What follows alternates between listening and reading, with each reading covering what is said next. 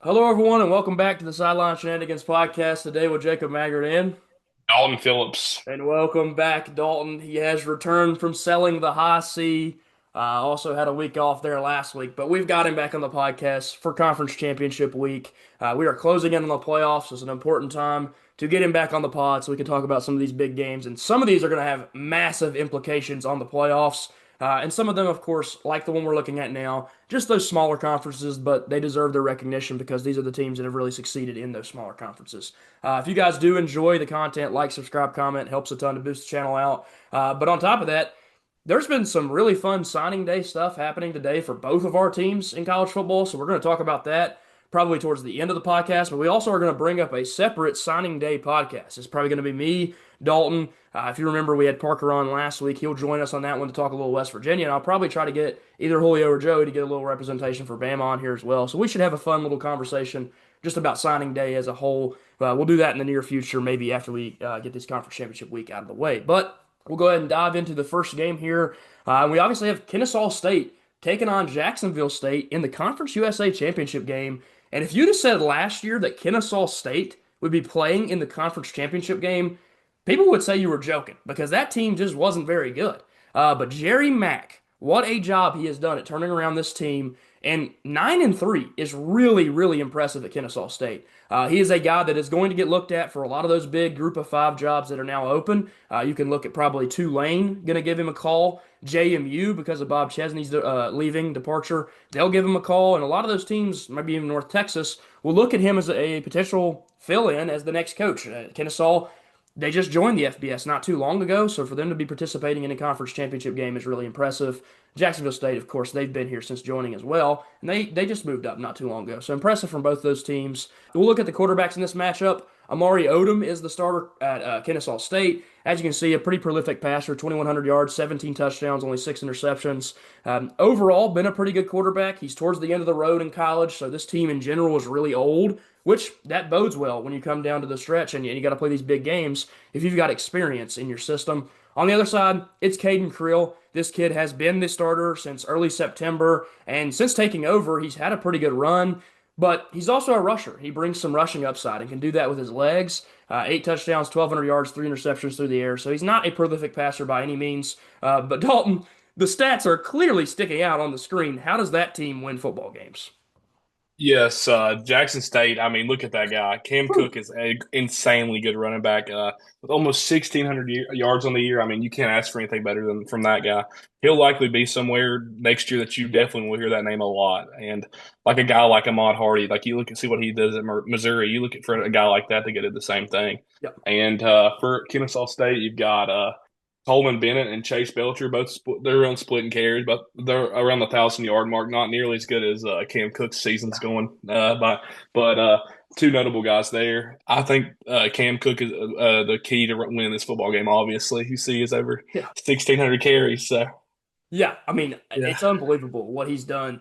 yeah, That workload is incredible, nearly 300 carries. I yeah. mean, you saw years where Derrick Henry was the leading rusher in the NFL. He had around 300 carries in a 17-game season. So Cam Cook is getting the ball a lot in this system. He is going to be the key to winning that game, just like you said. We'll look down at the receiving attack for these two teams. Again, Kennesaw has been really good through the air, passing the ball. Gabriel Benyard is their lead receiver. 9 touchdowns on 54 catches with 877 yards on the season. Again, a prolific passing attack, especially for the Conference USA. On the other side, of course, you have DeAndre Johnson, lead receiver for Jacksonville State. But Cam Cook does his own work out of the backfield. We talked about that before we started filming, that he's a 300-yard receiver on top of a 1,600-yard rusher. The guy is incredible. He is really one of the best players in the group of five in a whole. I mean, I didn't know a whole lot about him before diving into this game, and absolutely, teams that are wanting these group of five running backs are going to come find this kid, and he will be playing big time college football. I would almost guarantee it next year. Last but not least, have to give a shout out to Barron Hobson, the senior linebacker for Kennesaw State. He's been in the program and he's stuck around. He's done what he had to do, and now he's balling out 120 tackles in a 12-game season. 10 tackles a game is incredible from your star linebacker. So expect him to be a huge part of trying to stop Cam Cook when he gets going on the ground. It should be a really fun matchup between the defensive star of Kennesaw State and obviously the superstar of Jacksonville State. We'll go up and make a pick in this game. You can see the spread is really close, and actually Kennesaw State is the favorites because of that passing attack and that dynamic linebacker, as well as the 9-3 record that they're backed by. Where are you going to go with this one, Dalton? Yeah, I'm looked into this, and I'm thinking I'm going to go with Cam Cook and the Jacksonville State Gamecocks. Yeah, and I absolutely love that pick. I think that's a direction that I could go that way very easily. They have looked so good this season with the run game. But I think Barron Hobson is going to be the key for Kennesaw State. I think Jerry Mack is the best coach in this game. He's one of the best coaches in the group of five right now. And I just like the passing attack that Kennesaw State has a little bit better. Jacksonville State very easily can win this game. That's why you see a 2.5 point spread. And Cam Cook is probably going to be the best player on the field. But I just think Hobson will do something to slow him down. And I trust Kennesaw State across the board better than I do just the one player for Jacksonville State. So I'm going to go Kennesaw State. Will be split on the first one, but should be a really fun Conference USA Championship game. Moving on to our next one here. It's the Sun Belt, the Fun Belt, one of the best conferences in all of sports. Their basketball is really fun to watch every year, and their college football has a ton of really fun teams like James Madison, like Troy. We've seen Appalachian State come out of this conference and do a lot of crazy things in college football over the recent past. They have the Coastal Carolina Chanticleers in that conference as well, the Bluefield. It's just a fun conference, and you expect a really fun conference championship game. That means a ton to James Madison. There is a way JMU can make the playoff right now. If you'd have told them that when they were in the FCS 5 years ago, I mean, come on. They would have thought that you were insane. So, what a turnaround that could be for the James Madison Dukes. We'll talk about this quarterback matchup here. Kilcrease was the starting quarterback for most of the season, but he's now been set aside for Goose Crowther, the starting quarterback of the Troy Trojans. Expect him to be a very pivotal part of this game. He threw for over 200 yards in his first two starts, but then last week wasn't as good. So expect Troy to need him to get going if they want to have a chance against this really good James Madison Dukes team. On the other side, of course, for JMU, Alonza Barnett III is the starting quarterback. 2,400 yards, 20 touchdowns, only the 7 interceptions. Has 183 completions on the year as well. So you can see the high-level passing attack that he can have, but he's also going to bring you a really good rushing attack. One of the better rushing quarterbacks in the Sun Belt Conference as well. So should be a really fun quarterback matchup. Dalton, give me the running backs. Yeah, for JMU, we're going to start with JMU. Wayne Knight, he's a stud there. Great to back up your quarterback. As you say, he was a good runner too. And for Troy, you have Tay Meadows, which is the lead back, and Jordan Lovett is the backup. This is not a very heavy run team, but when you do, you have a decent running back there to take the carries from them. Yeah, and like you said, with 152 carries in the year, 685 Yeah, yards was still impressive. That's still yeah, a good season from a running back in the smaller yeah, conferences. But you're right, Knight is the guy to talk about with yeah. KU. Over 1,000 on the season, and Alonzo Barnett and him, man, that is a deadly duo when they get going on the ground. Going down, looking at the receiving battle, two teams that again don't throw the ball around a ton either. It's kind of the defensive battle for both of these sides. JMU going to be a little bit better at passing it, but the lead receiver for Troy is Ra Thomas. 5 touchdowns on the season, nearly 500 yards. So Goose Crowder, he's going to look out there to his star receiver on the outside. But again, they're not a heavy passing team. They're an interesting case with Troy sitting at 8-4. On the other side for JMU, Landon Ellis is the lead receiver, 532 yards, 32 catches for 5 touchdowns as well. You're going to expect that rushing attack to be a huge part of their game. That's what they're going to want to establish early and get it going. But Landon Ellis is going to be a key to kind of create running lanes because if you don't have a passing attack at all, you can't run the ball the whole game. The teams are just going to start figuring that out and kind of dial in on that. Lead player for Troy on their defense here, Smith, the defensive end, 9 sacks on the season. You see he's having a pretty good year so far. He's going to be a big part of this game. If you can't pressure Alonzo Barnett, if you can't force him to get out of the pocket and have to make plays, he will sit back there and play well. But on top of that, he'll get more comfortable in the rushing attack, and he'll run the ball really well. So that is going to be a key player for Troy if they want to have a chance in this game. Going up to make a pick in this one. You're seeing the spread. You do not see group of five spreads that big ever because that's how good JMU has been this year. JMU has a really impressive schedule when it comes to just group of five schedules. Go take a look at who they've played this year, and they're putting themselves in the conversation to get a chance at the college football playoff. It means way more to JMU than it does for Troy. Not that Troy doesn't want to win the conference championship game. That would be really good for the university. JMU's got everything. And Chesney wants to build onto that resume that he already has before he takes that UCLA job. So give me the James Madison Dukes to get a huge victory here and have a real chance at making the college football playoff. Your thoughts here, Dalton? Yeah, I honestly was going to go with JMU until you said that they have all the point to prove. I think that Troy, it's the guys that you don't count out. They have nothing to lose, so they're going to be throwing all they can throw at them. So I'm going to go with Troy here. And I think that Goose Crowder name might have Yeah, it's leaning a towards, very cool name. Yes, very cool name. has Dalton leaning a little bit towards Troy as Yeah, well. reminds Dalton, me of Top Gun. yes, and if I was you, Yeah, I would take $5 and put it on that money line if you're confident yeah, enough, because you can win yeah, some real change right there with that one. yeah. Moving on to our next one here, the American Championship game, and this is a guaranteed playoff spot. Whoever wins this game is going to find themselves playing in the college football playoff. And realistically, this is two teams that could give a team some trouble. These are two high-powered offenses with two really good quarterbacks. Jake Retzlaff was, of course, leading an offense in BYU last year that down the stretch, they almost made the playoffs. They were good enough to be in the conversation, and they just missed. He ends up at Tulane this year, and he's having an incredible season. As you can tell, he's also a top-tier rusher, 561 rushing yards and 14 touchdowns on the ground. So expect Retzlaff to be a really important person in this game for Tulane. On the other side for North Texas, we're talking about one of the best quarterbacks in all the FBS right now. 3,800 passing yards at North Texas. They have high-powered offenses. That's been a thing. But then you look down, 29 touchdowns, 4 interceptions. The guy doesn't turn the ball over. He's thrown for nearly 4,000 passing yards and has 271 completions.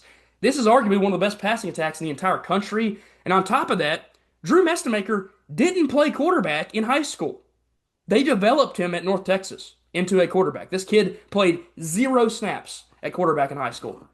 Unbelievable. It's got to be one of the best stories in college football, and should be a really, really fun quarterback matchup between an unexperienced guy, Mestemaker, and one of the more experienced quarterbacks in the American Conference, and Jake Retzlaff. Dalton, can you give me the rushing attack here?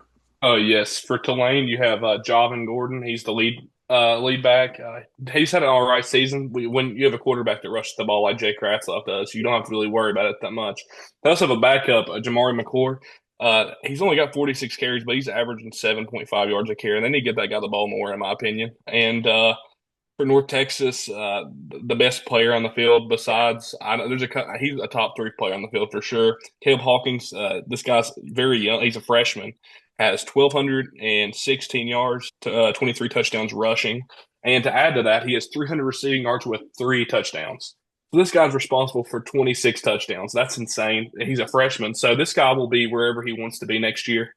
I wouldn't be surprised to see him at a team like Alabama or Georgia or Ohio State. Somebody's going to give him a lot of money. Yeah. I mean, whoever wants the kid. I mean, when Yeah, you're this good, you have yeah, 193 carries, 1,200 yards, 23 touchdowns. You can work in the receiving game and make plays there too. 1,500 yards from scrimmage, like you said, with those 300 receiving. It's incredible how good this kid has been this season. You can't ask for much more from a star running back. And like you said, the kid is a freshman. It's very, very impressive. Moving down into this receiving attack, for North Texas, of course, if you see a 3,800-yard passer, you've got to have some superstar receivers. He has that in Wyatt Young here, 1,200 yards, averaging nearly 20 yards per reception, and on top of that has 10 touchdowns. Just an incredible season that he's had so far with North Texas. Of course, right behind him, they have Cameron Dorner, who's having a good year as well, 744 yards and 6 touchdowns. Expect that those will be two of the main contributors in this game for North Texas. They are going to want to pass the ball a ton. I mean, obviously, with a 3,800-yard passer. On the other side, receiving, you have Shaz Preston. We've mentioned a few other names in this offense this year, but he is the superstar receiver on the outside for Retzlaff, 582 yards, 4 touchdowns. Retzlaff is going to use his legs a lot, so maybe that will open up the passing attack down the field, especially if you have some of those fakes where he fakes a draw or maybe even sneaks back there and has some trick plays or something. Tulane is going to have some interesting play calling because this is it. This is the end of the road for both of these head coaches. They're both going to big time jobs in the power schools, so they're going to both want to show what they have in their last games with their teams. We'll go up and make a pick in this one. This is probably going to be one of the most fun games you see the entire weekend in conference championships because of how much it means to both teams and how good both teams are. I think taking place in Yulman Stadium, that's a big advantage for Tulane. One of the best environments in all the Group of Five. They have a ton of fans. And the joke was kind of made that if Tulane's head coach had taken a job and stayed in the state, which was available until Lane Kiffin took that job, he wouldn't even have to move houses. So you kind of get an idea of where they're at in Louisiana, and the fan base down there is really rampant for college football. So should be a good home field environment. Dalton, where are you going to go with this one? New Orleans is a crazy place, but I do think this North Texas team will show out. But I'm such a fan of Jake Retzlaff.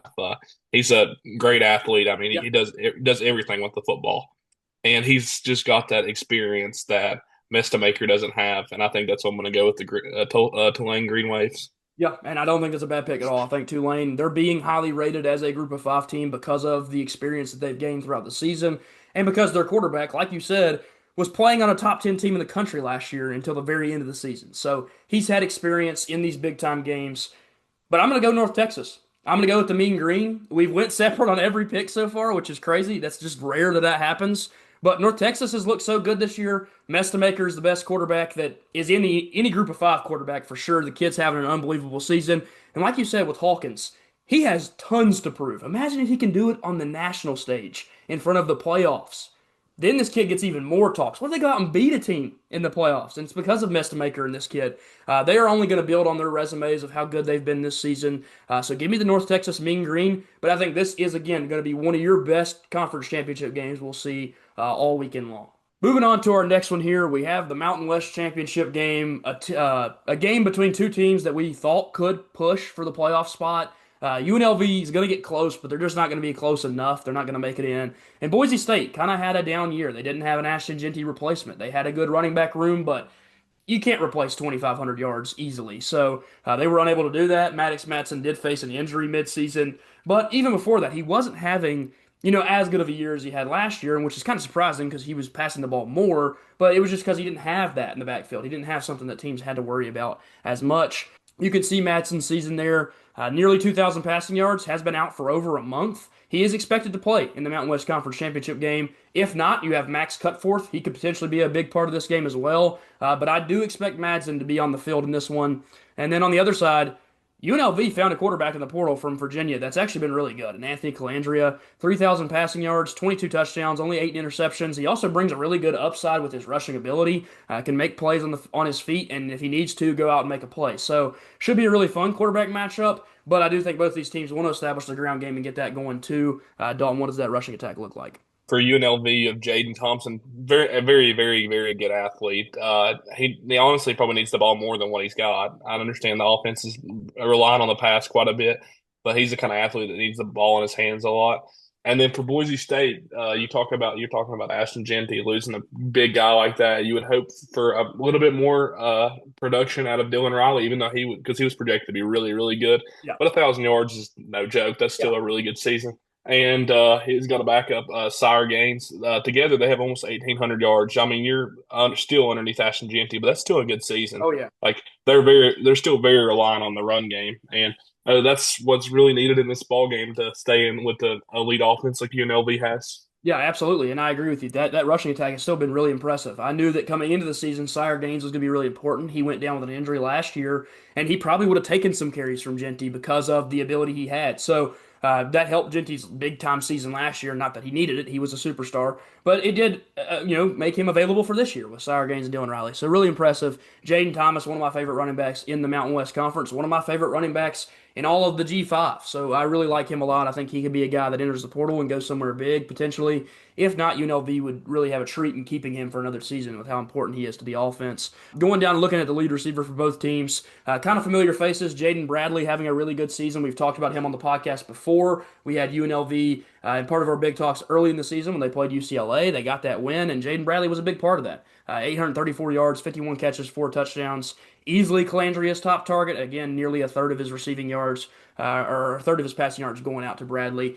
On the other side for Boise State, Latrell Caples is the guy yet again. He was the outside receiver last year. They're going to go to their tight end as well a little bit here and there, but expect Caples to be the biggest receiving threat on the outside. Him and Maddox Matson do have a good connection from last season. This should be a really fun matchup between two pretty good high-powered offenses in the Mountain West. Both teams are going to want to run the ball. And as you can see with that spread sitting at -4, going towards Boise State. They are the favorites here. Dalton, I'll let you pick it first. Where are you going? Yeah, I've got to stay with UNLV. Their offense is very good, and their defense isn't awful. And Boise State just isn't what they were last year, and that's the main reason. If this was the Boise State last year, I mean, there's no doubt I would have picked that team. But UNLV's very good. Yeah, and I'm actually gonna be with you here. I really love UNLV. I absolutely love the coaching staff. If you know, early on in the process when the Hokies were looking for a hire, I said Dan Mullen was the home run hit, and that was because James Franklin wasn't there. He wasn't available. They hadn't lost and fired him yet. Now that that's happened, obviously I'm very happy with who we got, but I still think Dan Mullen is a phenomenal head coach, and I think if he wants an opportunity somewhere else, he probably will get it. But if not, UNLV's got a good situation going, and they're going to win football games in the Mountain West. I think they're going to win the Mountain West championship game and just come up barely short of making the playoffs, which is going to be unfortunate because they've had a really good season. Just a couple slip ups here and there. If they were 11-1, I think they would be sitting in a spot to take away that ACC spot if the Duke Blue Devils were to somehow beat Virginia in the conference championship game. But should be a pretty fun game to watch, and UNLV takes it. Moving on to our next one here, Army taking on Navy in probably one of the most fun games to watch all season. These two teams absolutely hate each other, but they are both obviously going to be representing our country in the future. So you got to love both sides. You got to pull for these kids. And it should be a really, really fun matchup. I mean, if you correlate anything with football and hard hitting, the Army and the Navy and the military in general makes a lot of sense. So you got to think a lot of these dudes are going to be hard hitting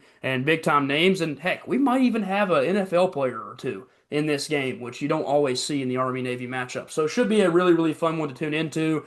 Taking place in M&T Bank Stadium in Baltimore, Maryland this year. Another interesting location. They play this game in different places, so should have a really good crowd coming out there to watch that one. It is always a highly attended game, and usually you'll see the president in attendance. He's gone for the last few years. We've had different presidents attending this game because it is a battle of the military. So it means a lot to have the big time faces out there for that game, and it should be a really fun one. Looking at the matchup, of course, with Army, the guy for them is Kel Helms. He had to take over after their superstar quarterback heads off and does his service time. Kel Helms is 500 passing yards, 3 touchdowns. He doesn't pass the ball. They don't pass the ball. That's never been part of Army's game plan. They don't do it, so don't expect it to happen. But he's been an elite rusher. 264 carries, 1,000 yards, 15 touchdowns. He is really good. He has been a top tier quarterback for them this season. I expect that he will continue to do that in a really fun matchup between the Navy midshipmen and the Army Black Knights. On the other side for Navy, of course, you have the superstar in this game in Blake Horvath, a guy that can maybe find his way into the NFL if somebody wants to take a shot on a super athletic quarterback. 1,400 passing yards as well, 9 touchdowns. Does have the 5 interceptions, but they do throw the ball more than Army. You'll see them space out and get the ball out to their star receiver, which I will talk about in just a minute. But on top of that, Blake Horvath is the leading rusher with 174 carries for over 1,000 yards, 14 touchdowns. It is a very, very good quarterback matchup here. Should be a really fun one. You're going to see those two guys getting a million carries. You'll probably see different styles of play, which you don't always see in this game. But Navy is going to throw the ball more compared to Army wanting to run the ball almost every single play. Obviously, Dalton, leaving it to you to talk about the running backs.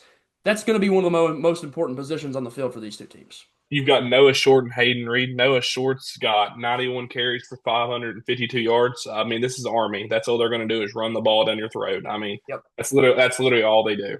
And that occasional play action pass to try to find a deep ball. That's about it. Yep. And then for Navy, along with Blake Horvath being one of the most athletic players on the field, you have Alex Texa, a guy that's an absolute stud. When he has the ball, he has 133 carries for 773 yards and 9 touchdowns. Whenever Blake Horvath doesn't have the ball in his hands, this guy is his hands in his hands. That's how this offense rolls. You got 3 guys on the offense that need the ball in their hands at all times. Yeah, and that is like you said, that's the offense. They're going to go to the superstars. They're going to let them make plays. Horvath, Texa, a couple other names that we'll mention, like I said, in just a second. But going down and looking at this receiving attack for the Army Black Knights, their lead receiver is Brady Anderson, who's, again, having a good year on only 12 catches because they don't throw the ball very much at all. 350 yards, 12 catches, 2 touchdowns. It's those breakaway plays, like you said, the sneaky passing attempts that you don't expect, and they throw a deep ball and connect with it. On the other side for Navy, a little bit different. This kid is the all-time leading receiver in Navy football history. He has arguably the greatest game in Navy football history, and he has 805 yards on the season. 40 catches, 4 touchdowns, and serious NFL looks. This kid might avoid his service time by going to the NFL because there are teams that have him on their draft board as a receiver. Eli Heidenreich, one of the best receivers ever to play for Navy, probably is the single best receiver. He's probably the best receiver to ever play for one of these service academy type teams. So expect him to be a huge part of this game, especially with a really good quarterback in Horvath that can actually deal the ball out and make some throws and make some big plays. Should be a really, really fun combination between the superstars of Horvath and Heidenreich. Going up to make a pick here. You're going to see this spread is really, really close. It doesn't really matter what the records are in this matchup. These two teams are going to play a knockdown, drag out brawl, and it's going to be close. That's just how these two teams play football. Dalton, I'll let you start us off with where you're going in the Service Academy matchup here. Yeah, I've got to go with Navy. They have so many athletes. Their athletes are better. And in this game, that's when you really do see who is going to work the hardest. And usually it's usually a knockdown drag out type of Yep. game, and it's going to be this time. But I think that Navy just has like Blake Horvath and that guy showing what he's wanting to do. I mean, this Navy team won last year when this Army team was crazy with Bryson Daly. Bryson Daly led this team, and you lose that kind of guy. What's this Navy team going to do this Army team this year? So Yeah. I'm definitely going to go with Navy this year. Yeah, and I fully agree with you. I think Navy is just the overall better football team. I think that this is going to be a really fun matchup. It should be a really, really good game to tune into. They normally are, but this is taking place in Maryland. Annapolis is in Maryland. That's their home state. They're going to try to win this game when they're in their home state. Of course, not in Annapolis, but in M&T Bank Stadium in Baltimore. But you expect, Horvath to show out and Heidenreich. Again, I think he's the key to this game. Heidenreich is literally an NFL receiver playing for a service academy. That does not happen. I cannot stress that enough that they don't have to usually face that level of receiver on the outside. And like you said, with Bryson Daly having a literal Heisman level season last year at Army, they still lost this game. That proves to you that this game can go any which way, and I think the Navy midshipmen will take this one in Baltimore Stadium. Moving on to our next one here. It is a little bit of MACtion on Saturday. We get the MAC championship game, one that everybody loves to tune into. We used to get MAC at night, which was really fun to watch the MACtion taking place late in the evening.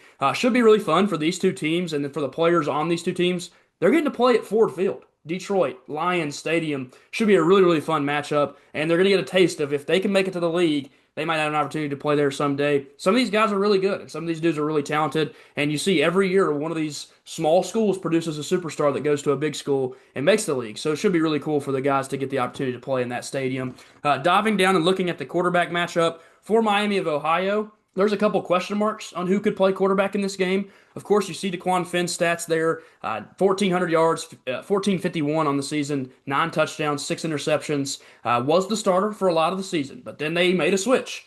Well, then they went back to him. Well, then they went away from him again, and you saw the freshman and Thomas Gotskowski step in and play. Threw for 411 yards and 4 touchdowns in his 2 starts. So it's a guy that, who knows? We don't really know what the quarterback situation could be in this game. Finn, of course, is an option, but Gotskowski played so good in those 2 games that I think that there's a chance that the freshman gets the start, which would be crazy for a freshman to do that into the conference championship game. On the other side, you have the quarterback in Brock Lowry having a really good rushing season. Passing, not too bad, 1,572, 7 touchdowns, 2 interceptions. Again, he is a dynamic rusher. He brings that at a high, high level. 174 carries and 14 touchdowns for a guy that isn't one of those Service Academy quarterbacks. He's just a really good rusher, so you're going to see him do that. And like I said, nearly 900 rushing yards on the year. Will be very important that he gets going in both facets of the game to try to beat this Miami of Ohio team. Dalton, give me the rushing attack here. Yes, for Western Michigan, we have Jalen Buckley. He's an all right back, but when you have a quarterback that runs like he does, you don't have to rely on him as much. And then for Miami, Ohio, Jordan Brunson's the lead back, and he's the kind of guy that sets your offense, pace your offense, especially when you're lacking a quarterback and you don't know what's going on there. You got to be able to lean on a guy like that. Yep, absolutely. That is 100% the case because they're going to want him get him going early and often in this game because if it is Finn, you still have some question marks. He hasn't played in 2 or 3 weeks. And if it's Gostkowski, it's a freshman. So the running back can really help out that young guy. And like you said with Western Michigan, it's going to be Brock Lowry getting the ball the most in the rushing attack. Diving down and looking at the receiving attack, Cam Perry is the superstar for Miami of Ohio. He's having a really good season no matter the quarterback changes. Nearly 900 yards. 6 touchdowns on 35 catches. He's really, really dynamic and makes play when he gets the ball in his hands. On the other side for Western Michigan, they have Talik Williams. He's also having a pretty good season, 478 yards in an offense that doesn't pass the ball a ton. He's only thrown for 1,500 yards, and Talik Williams is nearly a third of that. So, pretty good season from him, but don't expect the passing attack to be what separates them in this game against Miami of Ohio. What could separate them in this game is the superstar edge rusher Nadam Tucker, 12 sacks on the year. He is going to get back in that backfield and pressure the quarterback like the best edge rushers in the country are doing right now. You see David Bailey at Texas Tech with 12 and a half. He's right there, nipping at the heels to be the sack leader in all of college football. So really impressive from Tucker. On the other side with Trick, he has 8.5 sacks. So he's going to get after the quarterback at a decently high level. So should be a really fun matchup of some interesting dynamics on both sides of the ball and two pass rushers that are really good for the group of five level of college football. Going up to make a pick in this one. You see that this spread is really close. And part of that could be we don't know who Miami of Ohio's quarterback might even be in this game. And Western Michigan is getting this game in their home state. They're getting to play at Ford Field in Detroit, Michigan. So, interesting matchup. We'll see what happens. And I'll go ahead and start us off with a pick of Western Michigan. Give me the Western Michigan Broncos with Brock Lowry running all over Miami of Ohio. And I just think that Nadam Tucker is one of the best players on the field. He's going to get it done for them. So give me the Western Michigan Broncos. And Dalton, where are you going with this one? Yeah, actually, I'm going to try to defer from you here. I know I kept doing that at the beginning of the video. I was actually going to go with the Western Michigan Broncos, but I feel like I'm going to go with the underdog here because of Miami. They don't have a quarterback situation figured out, but they're going to find a way to win this ball game. Yeah, and the no quarterback situation, that could cause some issues. How do you game plan Yeah, for a team when you don't know which yeah. quarterback's going to play? Should be a very interesting matchup, and we'll see what team steps away with a victory in the MAC championship game. Moving on to our next one here, we're getting into the Power Conference championship games, and BYU taking on Texas Tech in a game that will decide BYU's fate for the rest of the season. If they win this football game, they will be in the college football playoffs. Texas Tech is probably going to be in no matter what. I won't even say probably. They are guaranteed going to be in this playoffs. But for them, they're fighting for the potential to have a bye week, which last year was a little bit of a toxic situation. A lot of the teams that had the bye weeks, they didn't win. They didn't make the big time game. So who knows? Maybe you don't want the bye week. Maybe sitting out for that long can hurt a team. I don't know. In football, you would think you'd want to have some breaks because of how physical of a sport it is. But I think you got a little bit of tape on it last year. The teams that kept playing just played better. Should be a very interesting matchup between the Cougars and the Red Raiders. And of course, both these teams also want to get that Big 12 championship to put in their trophy case. You look at this quarterback matchup here, should be a really, really fun one. Bear Bachmeier has drastically improved as a passer this season compared to even just the beginning of the year. 2,600 passing yards, 14 touchdowns, 4 interceptions. He's having a really good season overall for the BYU Cougars. Expect him to be very, very important in this game. On the other side, Behren Morton is the superstar quarterback for Texas Tech. When he missed the game, they lost. So when he's available, they're 11-0. They're better when they have Behren Morton on the football field. 2,400 yards, 20 touchdowns, only the 4 interceptions. Expect him to be a key piece of this game, and how they get everything going is going to start with Behren Morton's passing attack and then kind of lead into that rushing attack, which is also really good. Dalton, give me a rundown on the running backs here. Yes, I'm going to start with BYU. Elijah Martin is a stud. We talked about him last year. He got injured, and this guy came back hotter than ever. He's having an outstanding year. He's one of the key contributors to this BYU offense. And then for the other side of the ball, we have for Texas Tech, we have Cameron Dickey and Jacoby Williams. Both are outstanding backs. Both are really good, helping us jump start this fourth ranked Texas Tech team to an excellent year. And look for Jacob Rodriguez to get some carries too. That Yeah. guy's a heck of an athlete. Trying to push him for a Heisman. I know you're going to talk about him here in a little bit later, but I would have figured I'd go put a shot in there for Yeah. him. Yeah, why not? I mean, this guy should easily be in New York, in my personal opinion. You got Yeah. to get a guy that's defensive representation, and he's probably the best player on a top four team in the country. He Yeah. makes a difference when he's on the field. He forces a ton of turnovers. So yeah, absolutely, have him in that conversation. Obviously, I'll quickly give a shout out too to Bear Bachmeier's rushing attack. Dude has 11 rushing touchdowns on the season, on top of 500 yards on the ground. So he's going to be a huge piece of the rushing attack for BYU. So you kind of get the two running back system at Texas Tech, and then with BYU, you get the really good running back and then the quarterback that can make a big difference. And there was games earlier in the year where he had 20 carries. So expect Bear Bachmeier to get the ball in his hands as much as possible in this game. Moving down into the receiving attack, Parker Kingston is the superstar receiver for BYU, but they also have Chase Roberts, who was on the team last year and had a really good season. Expect Parker Kingston to do some work in the return game as well. Should be a really fun group of receivers playing for BYU and receiving passes out from Bear Bachmeier. On the other side for Texas Tech, they have Coy Eakin, who's having a good season, but Caleb Douglas is the superstar here. He stepped up and become the lead receiver. Baron Morton knows his favorite target and goes to him as much as possible. Now to dive down into the defensive side of the ball. And this is where it gets crazy in this game. I'll start on the side with BYU. They have Jack Kelly, who's having a great year so far. 9 sacks. He's really, really good. He's one of the better edge rushers in the Big 12 Conference. But they don't have anything compared to the 2 defenders that Texas Tech has. To start it off, they have David Bailey, a potential top 10 pick in the NFL draft, the sack leader in the power conferences with 12 and a half. And again, absolutely wreaks havoc on teams when he gets on the field and makes plays. Expect David Bailey to be one of the superstars on the field for this team.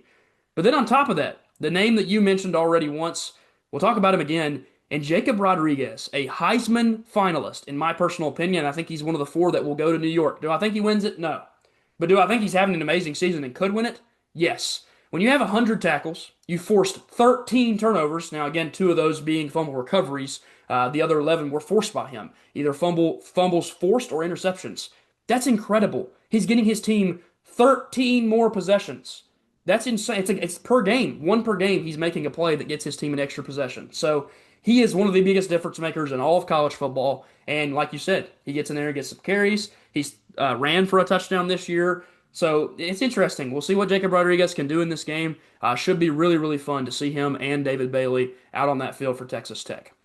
Going up to make a pick in this one. You see a heavy spread here. I don't think that's necessarily fair to this BYU team that's had a really good season. They have a young freshman quarterback who's also having a really good season. I expect this to be a good football game, but I can't go against Texas Tech. This is one of the best teams in all of college football. I think they can actually win a national championship. If you're that good, I can't possibly pick against you. Give me the Texas Tech Red Raiders.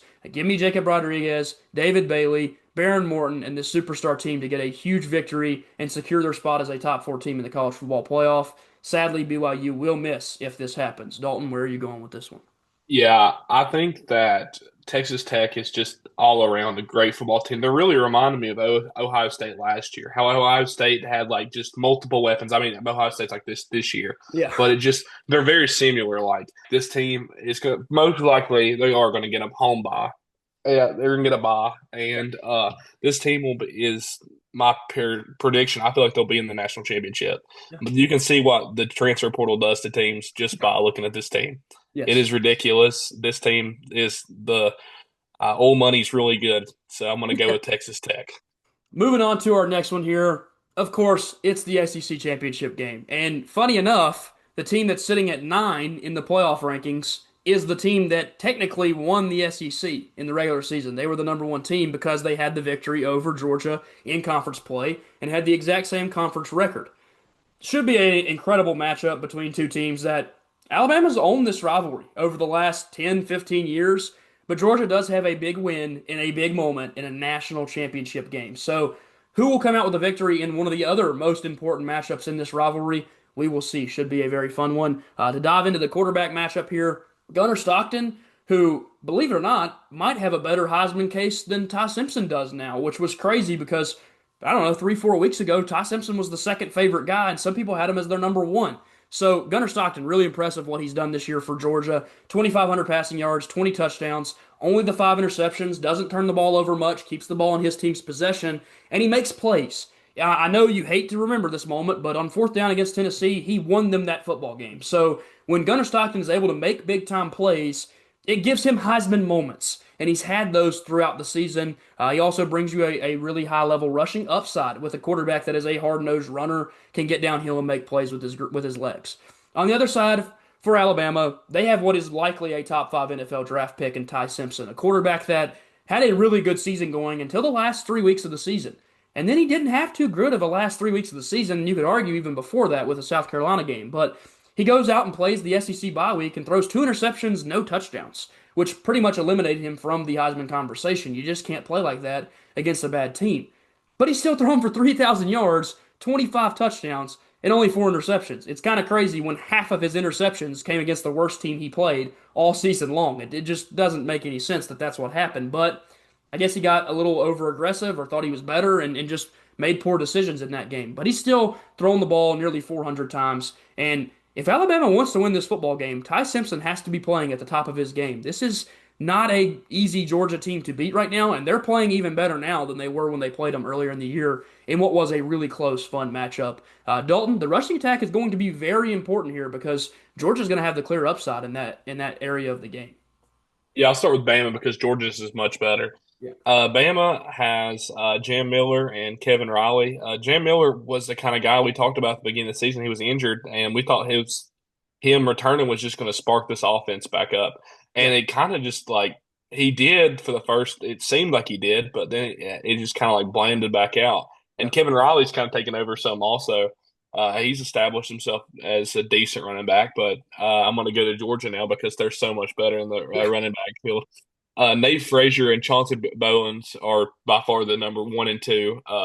These guys are excellent running backs. I mean, and Georgia has so many guys. I can't even Yeah. list them all. Like you have Cash Jones, which comes out as like a third and long kind of guy, the Yeah. guy that's going to block for you and catch a few balls to the backfield.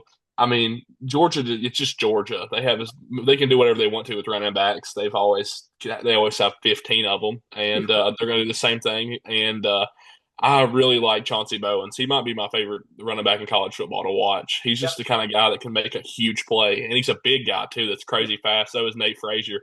Great running back room, and probably my favorite in college football besides Tennessee. And we're not going to talk about them right Of now. course, of course. Yeah, we'll save that for a little bit more fun future Yeah, talk at the yeah, end of this video. yeah, We won't talk about the season that just happened. We'll just kind of forget yeah, it now. yeah. But you look at the running back rooms, like you said, Jan Miller's going to have to get going for Alabama at some point if they want to win a national championship. Otherwise, you're going to have to find someone else in that running back room.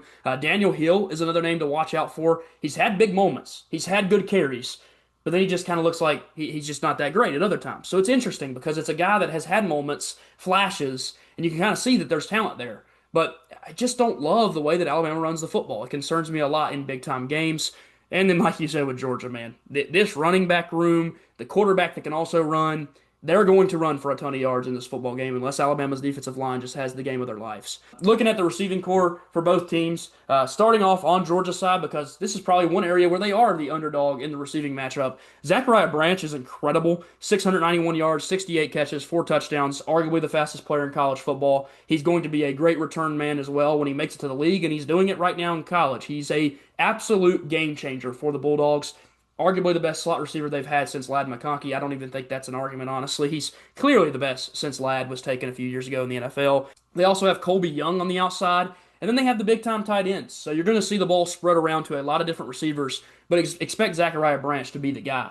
On the other side for Alabama, they've had some very interesting wide receiver problems at times this year, but it ain't really been a problem because Jeremy Bernard has been incredible. 51 catches, 700 yards, 6 touchdowns. Isaiah Horton is incredible on the outside, big time receiver, 6'3", 6'4", can make plays on the outside. He's kind of Georgia, with Colby Young. That's kind of Isaiah Horton at Alabama. You realize the name I'm not mentioning is Ryan Williams.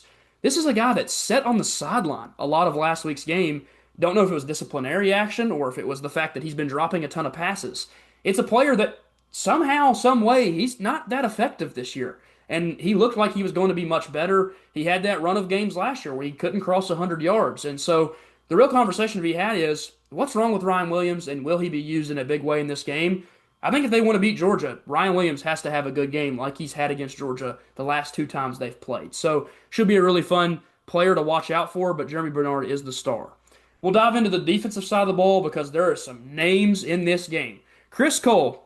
Man, I wish we had James Franklin 2 years ago because Chris Cole might have stayed in the state of Virginia and played for Virginia Tech. One of the best linebackers in college football, and he's still got more eligibility and will be in college football for at least another year. And then they have C.J. Allen on top of that, the star linebacker, the captain of the defense, a guy that is going to be a first-round NFL draft pick as long as the linebacker position is valued by NFL teams.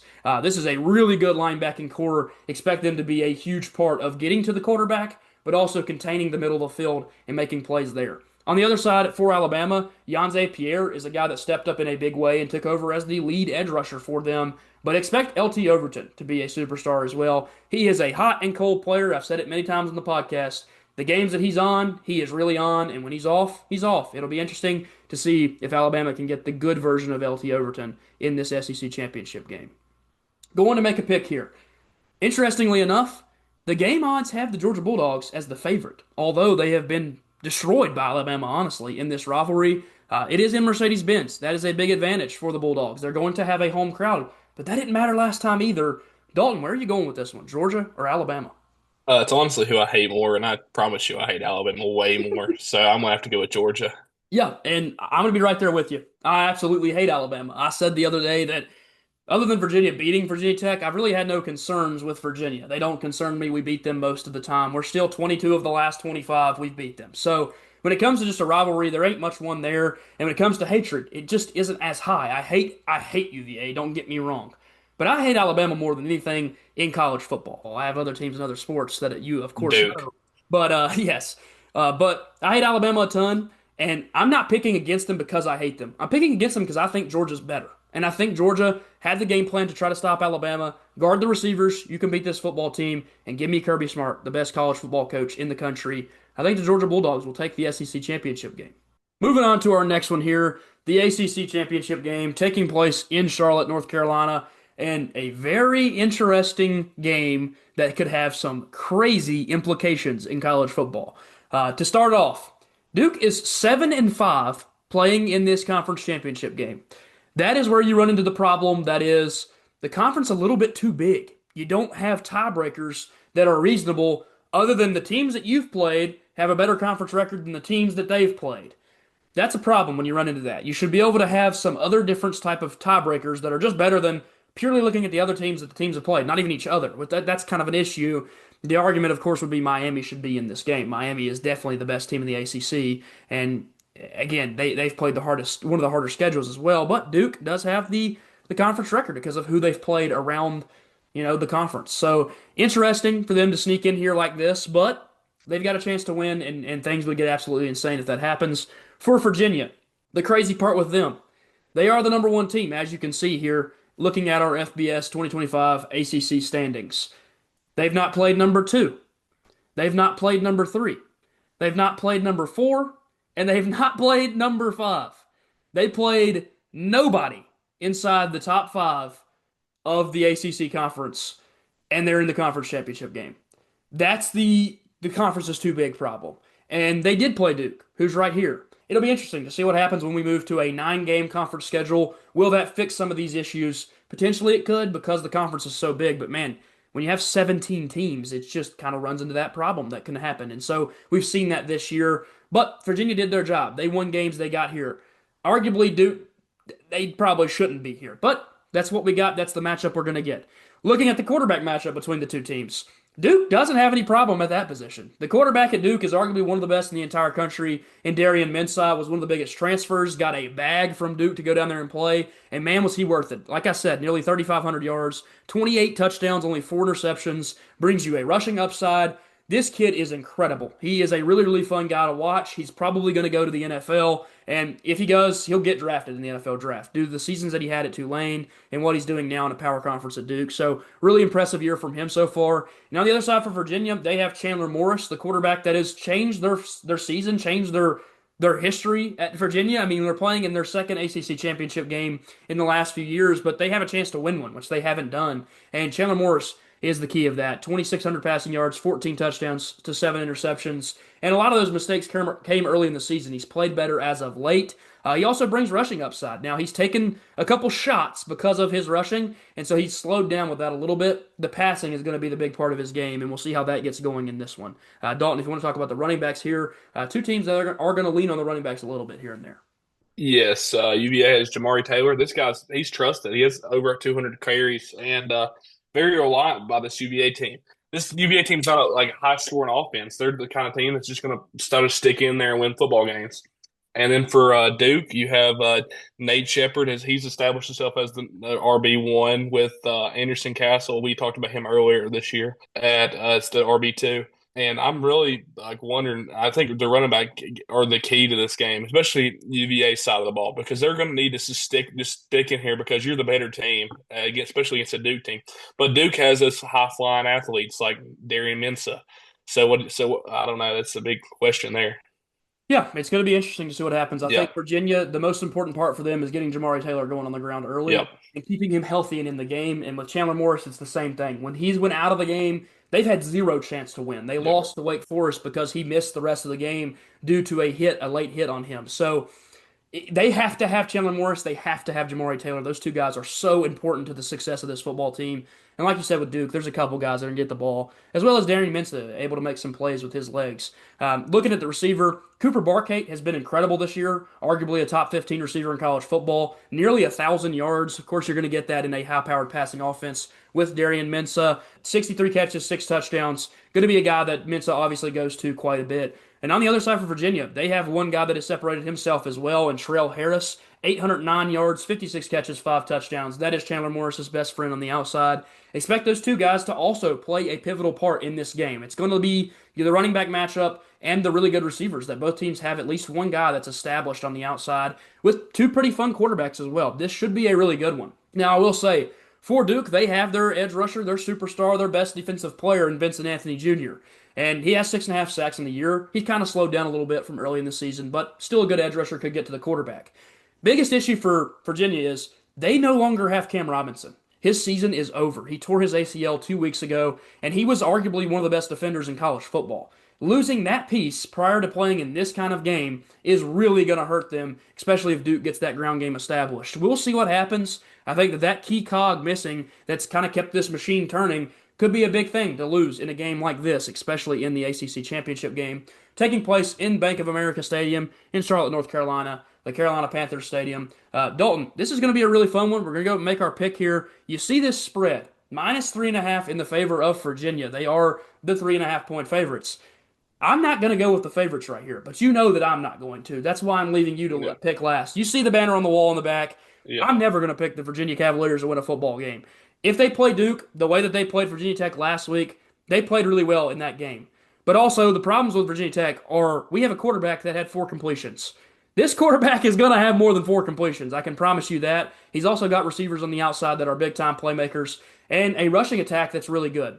Duke has their own issues on the defensive side of the ball. They've had trouble to stop teams this year. Teams have scored a lot of points, and they've had a few turnover issues here and there. But I just think Duke has the better quarterback in the matchup, the better receiver in the matchup, and arguably the better rushing attack as a whole. Not a better player, but they have two guys that can get going on the ground. I think Duke is good enough to win this football game, and if they're an 8-5, there's going to be some real conversations to be had, which I will bring up when you get done making your pick. Where are you going to go here? Yeah, I'm actually. I know you hate both of these teams. One of them basketball and one of them football. But I want to see the chaos in the college football playoffs. So I'm going to go with Duke here. I want to see what happens because can you put an 8-5 team in the playoffs? But Yeah. but theoretically you kind of have to if the whole situation plans out. But like, what do you do? I want to see that happen. So go Blue Devils, I Yeah, guess. pulling for the chaos. You see a lot of the country doing that. And the only path for Duke to get in my personal opinion, is if Boise State were to beat UNLV, which would be a 9-4, non-power team compared to an 8-5 power team. The 8-5 power team will get in. And then what happens with JMU? If they lose to Troy, then I think the Duke would make the playoff. They would be the highest ranked conference champion, and an 8-5 Duke, who potentially could end up not ranked in the college football rankings, could make the college football playoff, which would be absolutely absurd. I mean, I think they would rank them 25th just so they're in the rankings, and you can say, hey, we got a ranked team in there. But man, the situation, the potential of what could be two group of five teams in the college football playoffs would be absolutely absurd. We're both riding with the Duke Blue Devils. You'll never catch me doing that in basketball, but I will never pick the Virginia Cavaliers in football. Moving on to our last and final conference championship game. They saved the best for last, 8 o'clock at night, the Big Ten championship between number one Ohio State, number two Indiana. This is two teams that have probably the two Heisman conversation guys. I think saying you probably could argue a little bit on the fact that his receivers are the best in the country. It might hurt his case actually a little bit, but Mendoza certainly in the conversation would be my number one pick right now. If he loses this game, things could get interesting. We will see what happens. But should be a really fun matchup between what has been two of the most dominant teams in college football this year. Ohio State has an insane statistic where they've given up like less than 70 points the entire season. They don't get scored on at all. Their defense is incredible. Their offense is incredible. They have arguably five of the top 10 players in college football. How do you beat that team? I don't know. For Indiana, it's the dominance. They beat teams by a ton of points that you don't expect. They play high-level football, and Curt Cignetti has said it once. He'll say it again. All I do is win. So it's going to be important to dive into this one because which team steps themselves up and says, we're the best team in the country, guaranteed. Should be a really fun matchup. Also should be a really fun quarterback matchup here. Fernando Mendoza, again, my Heisman leader, 2,700 yards, 32 touchdowns to 5 interceptions. The ball stays in his team's possession. And when it mattered most, when they needed a victory, he led them down the field on an 87-yard drive and had his Heisman moment with a touchdown pass to Omar Cooper. What an incredible play that was. What an incredible moment for a potential Heisman season from Fernando Mendoza. He also brings his rushing upside that you don't really expect when you look at him, but he can do that. He can go out and make plays with his legs, so it'd be important to see what Mendoza does in this matchup. With Julian Sayin on the other side, the kid has a 77% completion percentage. He doesn't throw incompletions because his superstar receivers on the outside are the best in the country. He also has 3,000 passing yards and 30 touchdowns to only 5 interceptions. Is also very good at keeping the ball in his team's possession. Expect a lot out of this quarterback matchup. It's probably the best one you're going to get the entire season unless somehow these two teams end up matching up yet again in the national championship game later on. Should be really, really, really fun competition. Dalton, dive into the running backs. It's going to be very important for both of these teams. Yeah, I'm going to start with Indiana. Roman Hemby and Kalon Black. They're 1-2 punch. They're great running back, especially behind a great quarterback in Fernando Mendoza. This team is not as heavy as you'd think they'd be running the ball, but I mean, it's very key to this offense. And then on the other side of the ball, Ohio State have three excellent running backs. Bo Jackson, he's not living up to the name yet, but he's getting there. James Peebles and CJ Donaldson. CJ Donaldson transferred last year, a huge transfer to this team, and he's still the third back on this team, which is insane because this team has three really good backs and they have a really good passing attack. They probably have the best offense in college football, and just because of how many weapons they have. And I'll let you talk about them now. Yeah, of course, you're right. The running back rooms for both of these teams are going to be really good in this game. Hemby and the rest of that backfield in general is going to run the ball a ton. Mendoza already mentioned he'll bring his rushing upside. And with Bo Jackson, you're right. Like Parker said last week on our podcast, how do you lose when your running back is Bo Jackson? It seems like it's almost impossible. He isn't Bo Jackson yet, but man, this kid is still young, got a lot of time ahead of him, and he's making big-time plays already. He did really well in that Michigan game, was running all over them, and they want to establish their dominance running the ball. Bo Jackson did it in that game himself. Going down to look at the receivers. This is it. This is the point of this game. It's going to change this game probably. For Indiana, they have two superstars. If Elijah Surratt is able to play in this game, that is a kid that is a first or second round NFL draft pick. And then they also have Omar Cooper, who made the biggest catch of the season for them on one of the best catches you will see all season long in college football. Expect those two guys to be absolute key pieces in this game. Again, Omar Cooper over 800 yards, and Surratt, before he got his season derailed, was having a good one as well. I'll also will mention Omar Cooper's 11 touchdowns, which is incredible. But then you go to the other side. And the other side has two first-round pick level receivers.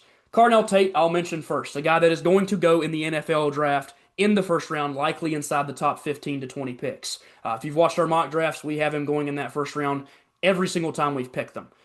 Then they add on top of that the best receiver in college football as a sophomore, Jeremiah Smith. Remember the name. This kid is going to be a top 3 pick in next year's NFL draft, more than likely. 942 yards, 72 catches, 11 touchdowns. There really isn't much to say about him. He is the best receiver in college football. He is the best playmaker in college football. And when you get him the ball, all he does is win games for you. So expect Ohio State to go to him as much as possible.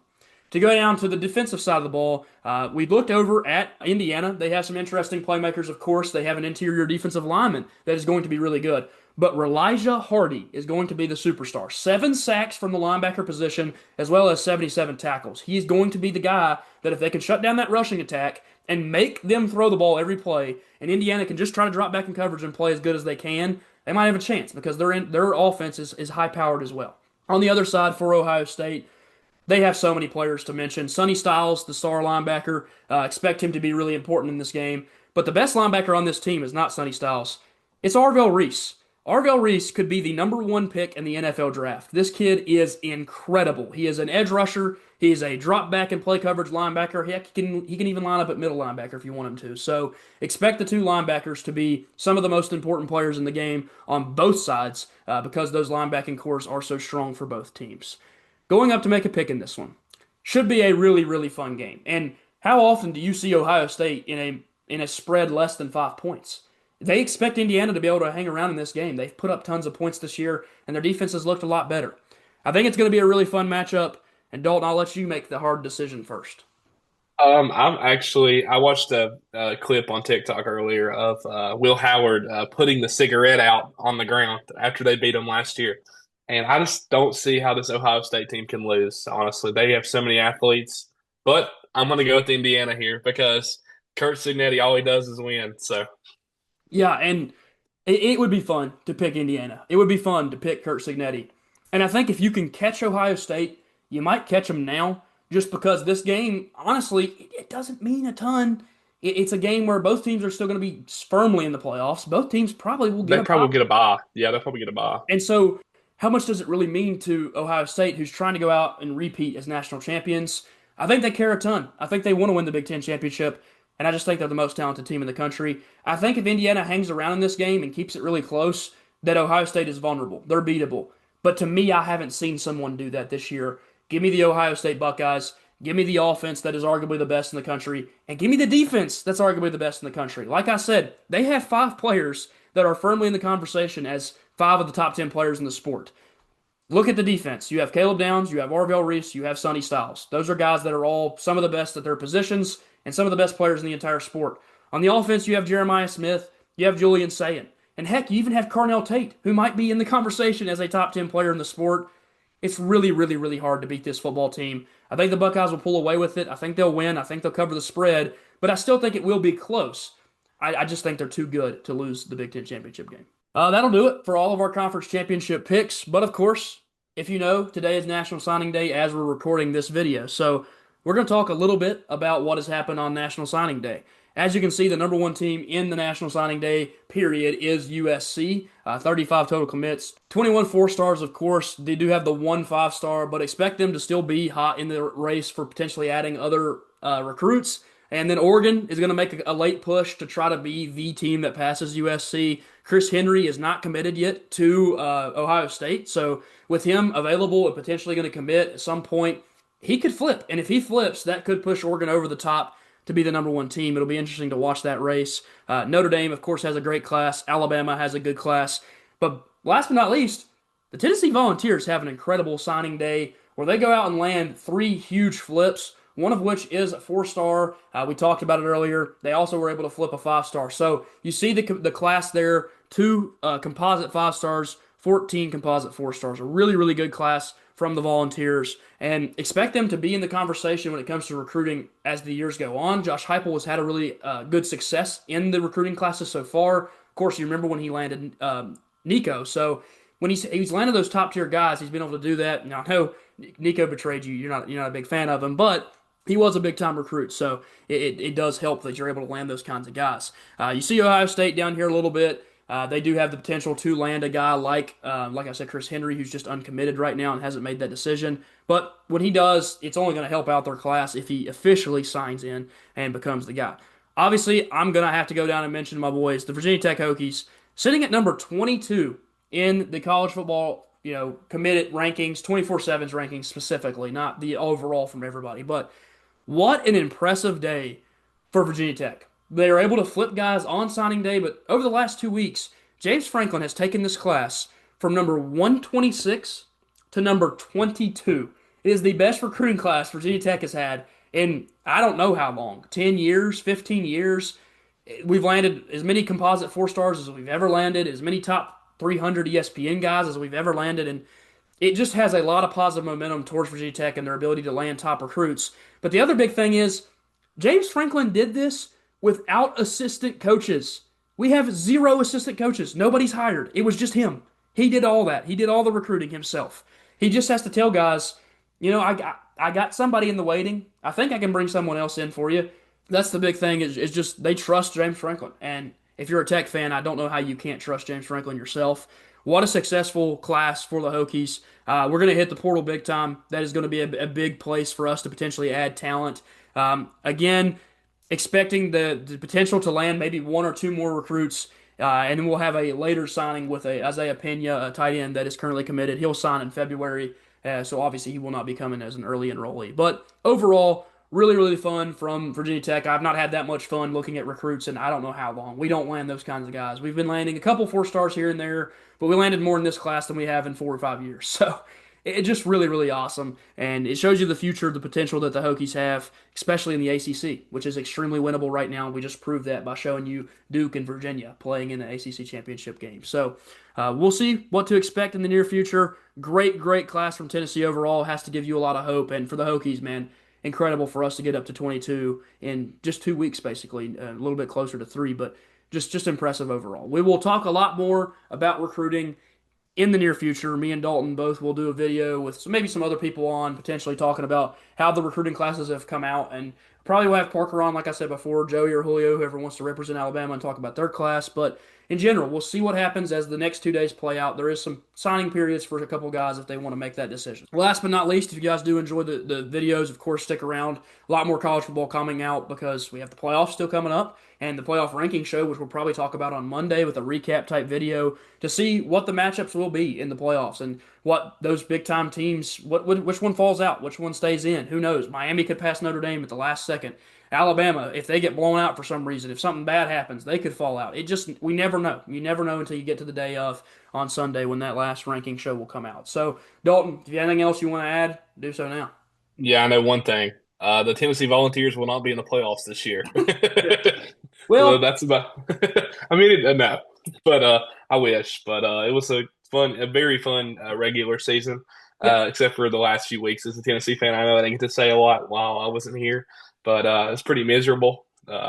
Especially losing to Vanderbilt and Alabama in the same year, and I mean Georgia, but like it was just a rough, and that Oklahoma loss was rough. But go Vols. yeah. I mean, at least you're not a Tech fan who had the Yeah, season we just had, where we lost to yeah, Virginia for the first time in 5 years. yeah. Of course, we still got rough. Vanderbilt was 8. We hadn't lost to Vanderbilt in 8 years. So Yeah, yeah. So both of us having a rough yeah, back end. But again, you have a lot of talent to look forward to. We just looked at that recruiting class. They have a lot of talent on the roster that will likely stick around. And with the Hokies, I've had more hope than I've probably had in 10 years. Since I've been a fan, truthfully, honestly. I wasn't a fan before I was born, and that's when we were our best, was in, of course, 1999 and the early 2000s. And so I've really not got to enjoy the prime time best years of Virginia Tech football, and I'm kind of looking like we might get into that, especially like I said with a very winnable ACC. We're looking forward to this week, of course. Like I said before, we made all our picks. We will return with a recap, especially after we get that committee ranking. And then on top of that, we're going to look into the playoffs when they come around. We'll have our picks for those games and maybe some of the big bowl games, especially the one Tennessee plays in. We'll probably look at depending on who they match up with. Expect a lot of their guys to potentially stick around. This could be Aguilar's last season in college football, so I think he might play in it, which gives you all a good chance no matter who you're playing against, as long as you have your starting quarterback and some of the pieces around him. But again, been a really, really fun college football season, but we're nowhere near the end. We've got playoffs left. We've got a national champion to crown, so we'll see what happens there. Again, like, subscribe, comment if you guys do enjoy the channel, and we'll see you guys next time. Peace. peace.